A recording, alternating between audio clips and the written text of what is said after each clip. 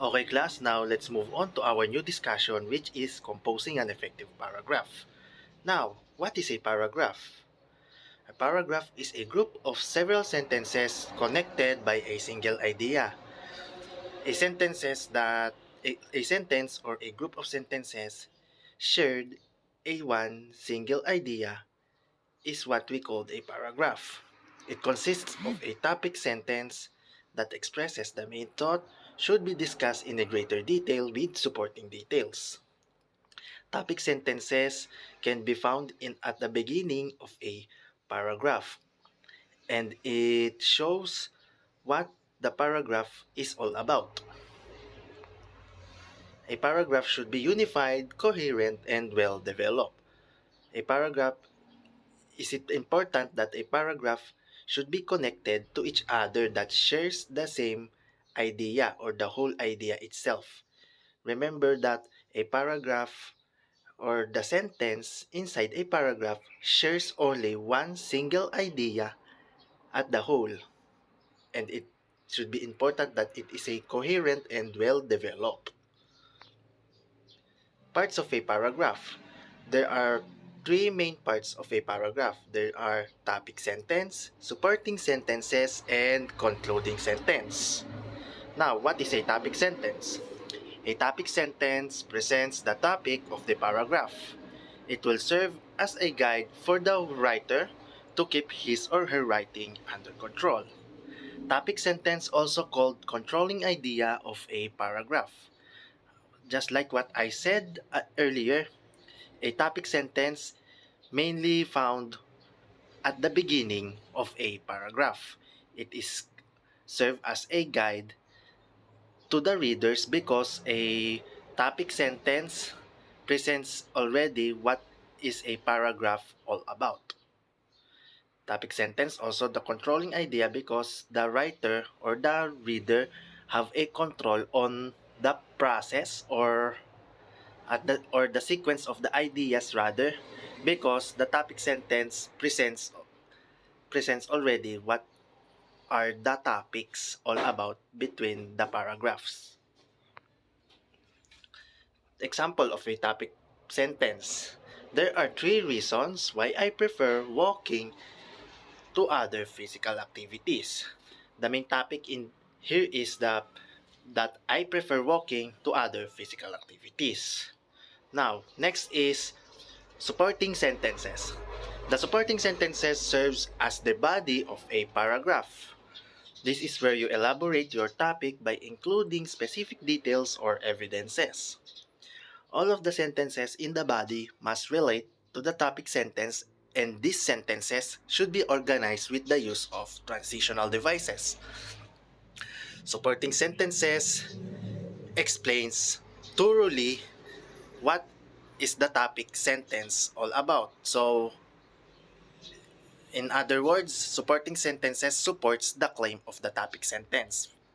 Bali po ay sinusuportahan niya yung topic sentence, ine-explain further kung tungkol saan ba ang isang paragraph.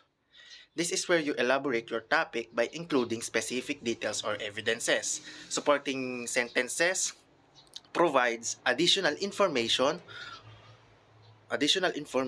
about the topic sentence, what the topic is all about. All of the sentences in the body must relate to the topic sentence, and this sentence should be organized within the use of transitional devices. We use transitional devices to show the relationship between each sentences, to show the connection of the ideas between the sentences in the whole paragraph. Example of supporting sentences. One reason is that walking can be done easily. It can do anywhere at any time with no need for any equipment. Also, I prefer walking because it is good for the heart. I don't have to do much effort while walking. Lastly, I prefer this physical activity because it is safe. It is not as risky as other physical activities like swimming, racing, or biking. As you can see from this example, it provides all of the information that needed to give proof or to explain further the what is the topic sentence or the whole topic of a paragraph all about. And it also use transitional words or transitional devices. As you can see, all the words that underlined are example of transitional devices. It shows a relationship or connection between each sentences. Lastly, concluding sentence. A concluding sentence restates what the topic of the paragraph is all about. It comes after all the details have been included in the body of a paragraph. Concluding sentence, just like the topic sentence, concluding sentence is mainly restates the purpose of the topic sentence. So, just like a topic sentence, concluding sentence uses the topic but in other words. It restates what is the topic sentence to conclude a paragraph. Transitional devices used in concluding sentence. For conclusion, we use thus, hence, indeed, finally, therefore, consequently, in conclusion, to conclude, as a result, in the end, and for all these reasons. For summary, we may use so, accordingly, briefly, in brief, in sum, summing up, in summary, to sum up, as can be seen given this point, and to summarize. Example of concluding sentence. For all these reasons, I consider walking the best physical activity of all. As you can notice, our topic sentence is I prefer walking rather than other physical activities. And our concluding sentence is I consider walking the best physical activity of all. There have a similarities between those two sentences, but the concluding sentence paraphrase its form to have a differ from the topic sentence, but they have the same meaning. And we use a transitional words to conclude sentence, just like for all these reasons. So as a result, for all these reasons, I consider walking the best physical activity of all. It concludes the whole paragraph to end it. Example of complete paragraph with essential parts. As you can see, this is the whole paragraph itself. The blue one is the topic sentence, the red is the supporting sentence, and the green one is the concluding sentence. How to compose a paragraph effectively? Unity. Unity means that all sentences in the paragraph talk about one central idea. It means that the writer will deal only with one topic. Coherence. It refers to the connection of the ideas in the paragraph in general. The idea in the topic sentence as well as in the supporting sentences and concluding sentence is connected to each other through the use of transitional devices. Unity. We should have a unity in paragraph writing because unity means that it shows that the sentences in the paragraph shares one central idea. All of the sentences in a paragraph should should share one idea within each other. We av- we must avoid we must avoid mixing another idea in a paragraph that differ from the topic sentence. Sa madaling salita, di tayo po pwedeng maghalo ng ibang idea na taliwas doon sa sinasabi ng ating topic sentence. We should have a unity to show a proper flow and connection within each other's ideas. One idea, one one idea per paragraph only. That's the main point here.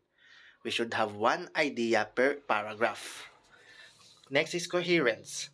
Coherence is a connection ideas between paragraph in general.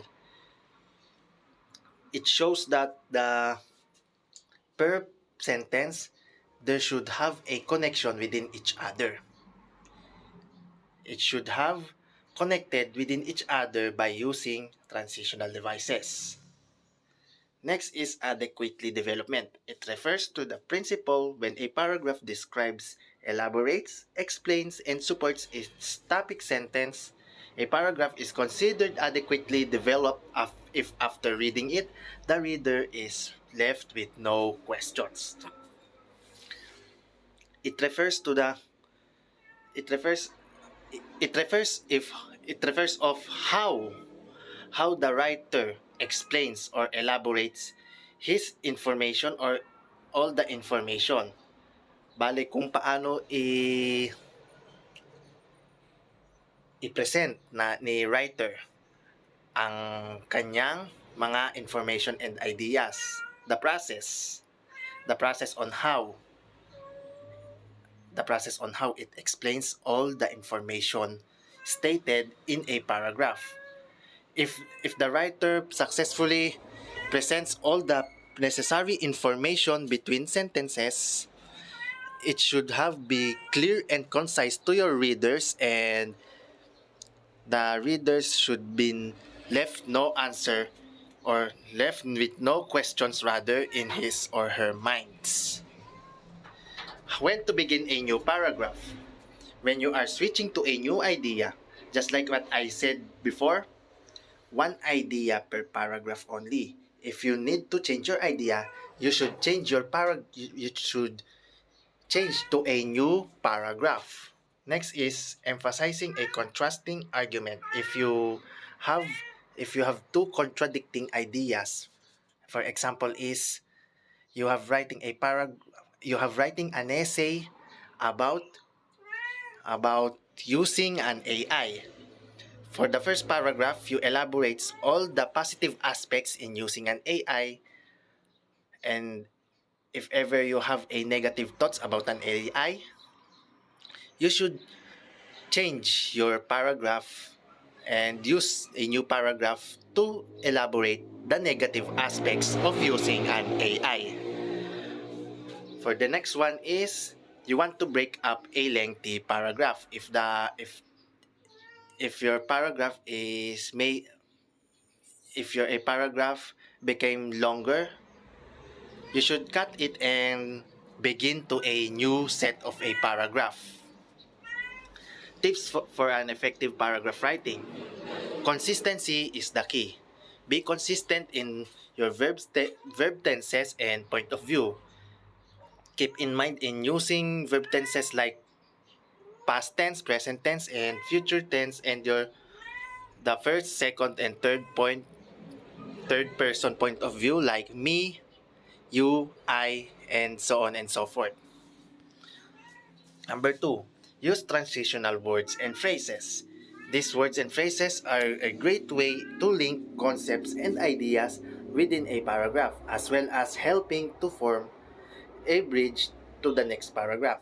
Some useful transitional words and phrases includes although, in spite of, therefore, for these reasons, and as a result. By using a transitional words and phrases, you show a proper flow or connection within each other's sentences. And the transitional word serves as a bridge to connect those or to link those ideas clearly and concisely. Next is employ parallel structure. By using parallel structure brings flow to a piece of writing, making it easier to read and understand for the readers. Just like for our previous lesson, which is the parallel structure or parallelism, by employing parallelism, it shows a flow or proper flow to your piece of writing that makes it clear and concise for your readers, and it is easier to read. For the next one, breathe life into the writing.